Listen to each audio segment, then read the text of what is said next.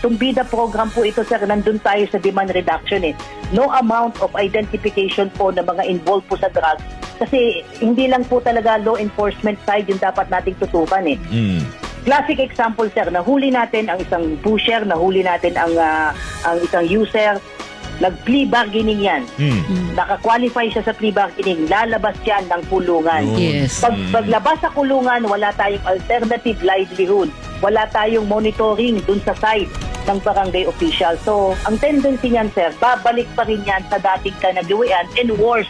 Dahil may mga nakilala siya na mga pusher din, na user habang nandun sa loob, mas lalo pang lumalawak yung network. So yun yung dapat nating tignan na sabi nga natin yung paano natin nilabanan yung insurgency na whole of nation approach. Dapat ganyan din po ang maging tugon natin pagdating sa kampanya natin against illegal drugs po.